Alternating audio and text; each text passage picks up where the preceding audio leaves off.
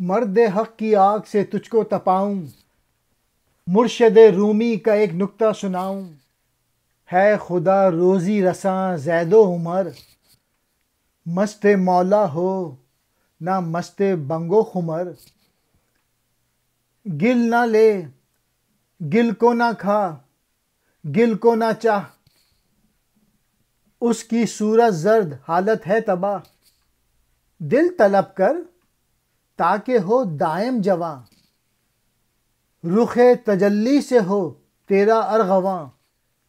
بندہ بن کر چل مثل رہوار، لاش کی صورت نہ ہو دنیا پہ بار۔ اقبال کہہ رہے ہیں کہ میں تجھے مردان حق کی آگ سے جلاتا ہوں، میں تجھے مولانا روم کی گہری کام کی بات سکھاتا ہوں، یعنی میں تم میں زندگی کا سوز و عمل کا جذبہ اور ولولہ پیدا کرنا چاہتا ہوں۔ اگلے 4 اشعار مولانا رومی کے ہیں۔ رزق اپنا خدا سے مانگ، اہرے غیرے یا غیر اللہ سے نہ مانگ۔ مستی خدا سے طلب کر، بھنگ اور شراب سے تلاش نہ کر۔ حقیقی رزاق تو اللہ تعالیٰ ہے، رزق کے لیے اس کی طرف ہی توجہ کرنی چاہیے۔ رومی کے اس شعر سے علامہ اقبال نے فائدہ اٹھاتے ہوئے دراصل اس دور کے انگریز حکمراں کی طرف اشارہ کیا ہے، جو اپنی عیاری اور مکاری سے سرحدی قبیلوں کو وظیفے وغیرہ کی صورت میں دولت دے کے اپنے مطلب کے لیے استعمال کر رہے تھے۔ مٹی مت خرید، مٹی نہ کھا، مٹی کی تلاش نہ کر، اس لیے کہ مٹی کھانے والے کا چہرہ ہمیشہ زرد ہی رہتا ہے۔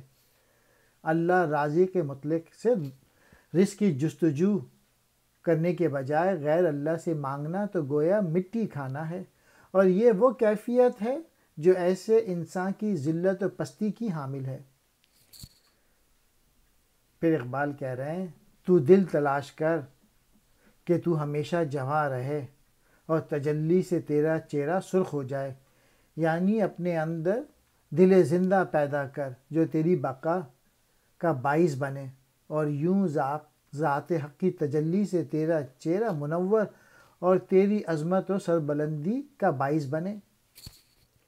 تو خدا کا بندہ بن، اس کی بندگی اختیار کر اور زمین پر گھوڑے کی طرح چل، کسی کا محتاج ہونے کے بجائے اپنے پاؤں پر چل، نہ کہ جنازے کی طرح جیسے لوگ کندھوں پر اٹھا کے چلتے ہیں، یعنی کسی دوسرے کا محتاج نہ ہو۔